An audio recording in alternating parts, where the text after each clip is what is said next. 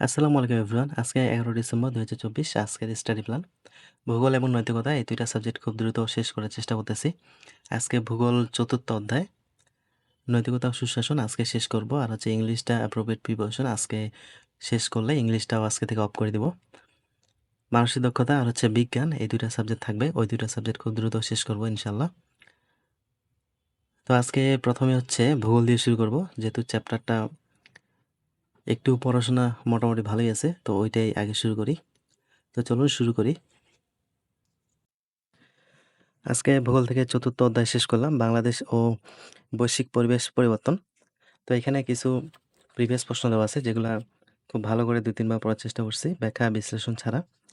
খুব দ্রুত অধ্যায়গুলো শেষ করার চেষ্টা করতেছি, যেহেতু এখনও ৫-৬ মাসের মতো সময় আছে রিভিশন দেওয়ার জন্য। তখন রিভিশন প্লাস ব্যাখ্যা বিশ্লেষণ সহ পড়তে পারবো।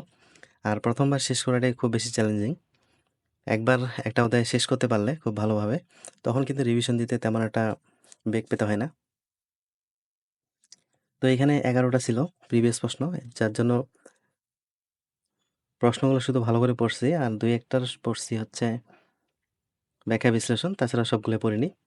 আর চ্যাপ্টার ওয়াইজ যেই পড়াগুলো আজকে পড়লাম সেটা হচ্ছে আবহাওয়া ও জলবায়ুর উপাদান। তো এই উপাদানগুলা আর হচ্ছে জলবায়ু নিয়ামক, এই ২টা টাইপ কিন্তু খুবই গুরুত্বপূর্ণ। এখান থেকে মোটামুটি প্রশ্ন আসার সম্ভাবনা বেশি। আর এখানে বায়ু প্রবাহটা একটু বেশি গুরুত্বপূর্ণ। এখানে গর্জনশীল ৪০ নামে একটা পয়েন্ট আছে, যে বিষয়টা একটু গুরুত্বপূর্ণ। তারপরে এখানে বৃষ্টিপাত থেকে বললাম হচ্ছে আইসোথার্ম আর হচ্ছে আইসোহাইট, এই বিষয়টা একটু গুরুত্বপূর্ণ। তারপরে বললাম হচ্ছে জলবায়ু নিয়ামক, মূলত এইটা হচ্ছে হট একটা টপিক। এই টপিকগুলা এখানে প্রায় ৯টা আছে নিয়ামক, তো নিয়ামকগুলো একটু মুখস্থ রাখতে হবে। ব্যাখ্যা বিশ্লেষণ বা এখানে যে বিস্তারিত আকারে দেওয়া আছে ওইগুলা যদি একটু ভালো করে পড়া যায় তাহলে বেটার, কিন্তু নিয়ামকগুলো একটু মুখস্থ রাখতে হবে, এটাই হলো আসল চ্যালেঞ্জ। তারপরে ক্রান্তীয় মৌসুমী জলবায়ু, মূলত বাংলাদেশ, পাকিস্তান, ভারত, ক্রান্তীয় মৌসুমী জলবায়ু, এই টপিকটাই শুধু পড়ছি এখানে। তারপরে এখান থেকে এমসিকিউগুলো মোটামুটি পড়ছি। তারপরে বললাম হচ্ছে বাংলাদেশের জলবায়ু, এটা একটু পড়া দরকার, কারণ এখান থেকে বলা আছে যে বাংলাদেশের সবচেয়ে উষ্ণ মাস, তারপরে তারপরে হচ্ছে বাংলাদেশের সবচেয়ে বেশি বৃষ্টিপাত কোথায় হয়, কোথায় কম হয়, এই টাইপের প্রশ্নগুলো এখানে বেশি গুরুত্বপূর্ণ। তারপরে এখান থেকে বললাম হচ্ছে মহিষসোপান আর হচ্ছে মহিঢাল। মহিষসোপানটা একটু গুরুত্বপূর্ণ, তাছাড়া মহিঢাল আর হচ্ছে গভীর সমুদ্র খাত, এই ৩টা টপিক শুধু এখান থেকে পড়ছি, সবগুলাই তেমন একটা পড়িনি, কিন্তু প্রিভিয়াস প্রশ্ন যেগুলো সেগুলা সবগুলোই পড়ি। টপিকগুলো হয়তো বাছে বাছে পড়ি, কিন্তু প্রিভিয়াস প্রশ্নগুলো সবই পড়ি। তারপরে এখানে বললাম গ্রিনহাউস প্রভাব ও বিশ্ব উষ্ণায়ন, গ্রিনহাউস থেকে খুবই একটা গুরুত্বপূর্ণ টপিক, এখান থেকে কিন্তু প্রশ্ন আসে। এই জন্য গ্রিনহাউস গ্যাসসমূহ এটা একটু মোটামুটি মুখস্থ করে রাখতে হবে, যে গ্রিনহাউস গ্যাসগুলো কোনগুলা। আর এটা কিন্তু বিজ্ঞানেও আসে এই টপিকটা। তারপরে এই টপিকগুলোর হচ্ছে যেই প্রিভিয়াস যেই কোশ্চেনগুলো আছে, এই কোশ্চেনগুলো মোটামুটি ভালো গুরুত্ব দিয়ে পড়ি, কারণ প্রিভিয়াস প্রশ্ন থেকেও কিন্তু কমন পড়ে। এই জন্য প্রিভিয়াস প্রশ্ন ভালো করে পড়ার কোনো বিকল্প নেই। মূলত আজকের চ্যাপ্টারটা এ পর্যন্তই ছিল।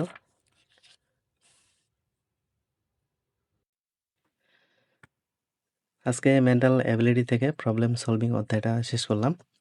গতকালকে পাটিগণিতটা পড়ছিলাম, মোটামুটি বেশ কঠিন ছিল।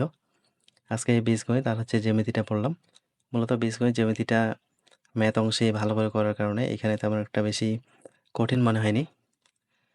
তো বীজগণিতে এখানে বর্গ, তারপরে সূচক, লগারিদম, এই টাইপের ম্যাথগুলো আছে অল্প কিছু। তাছাড়া এই বীজগণিত বা জ্যামিতি এই টাইপের ম্যাথগুলো একটু কম আসে, পাটিগণিত থেকেই বেশি আসে এই অংশটাতে।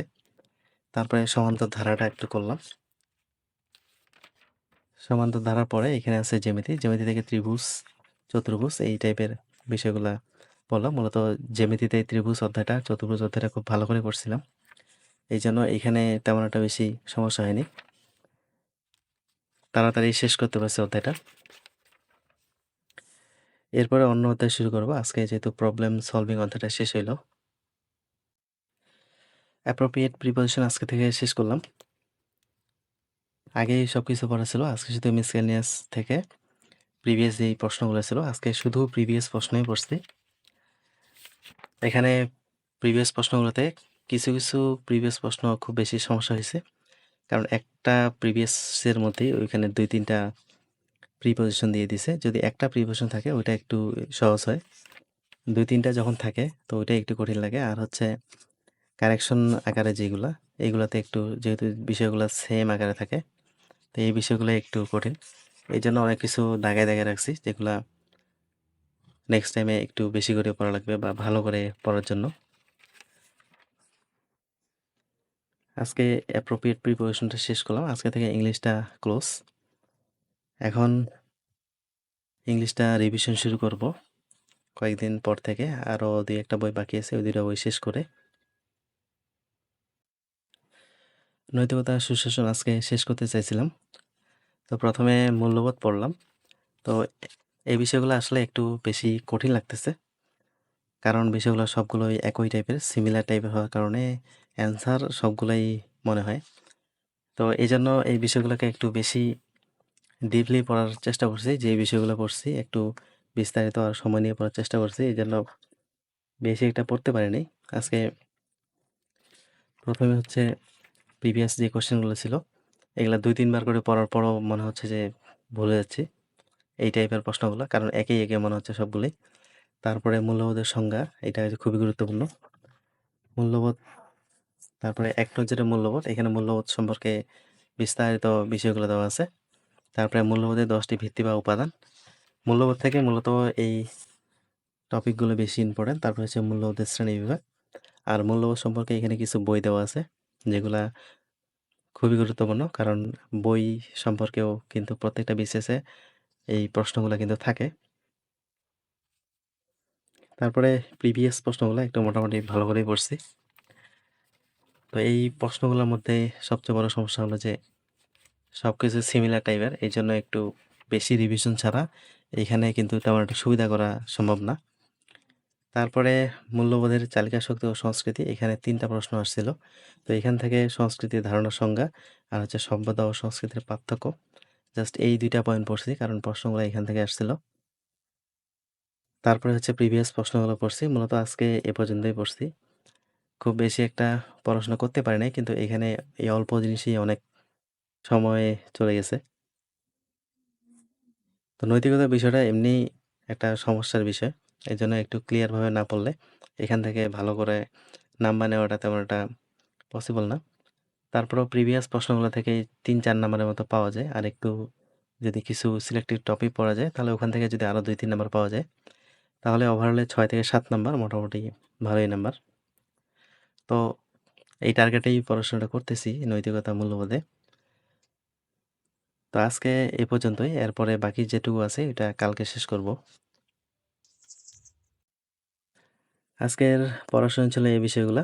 তো মোটামুটি সবগুলো সাবজেক্টই ভালো মতো পড়া হয়েছে। ভূগোল অধ্যায়টা একটু ছোট ছিল, কিন্তু মোটামুটি পড়াশোনা ভালোই কঠিন ছিল, একটু ভালো করে পড়ার চেষ্টা করছি। নৈতিকতা ও সুশাসন এই সাবজেক্টটাই একটু কঠিন, সব কিছুই এলোমেলো। তারপরে মানসিক মানসিক দক্ষতা আর হচ্ছে ইংলিশ, মোটামুটি বিষয়গুলো একটু দেখছি। তো আজকে এই পর্যন্তই, সবাই ভালো থাকবেন, সুস্থ থাকবেন। আসসালামু আলাইকুম।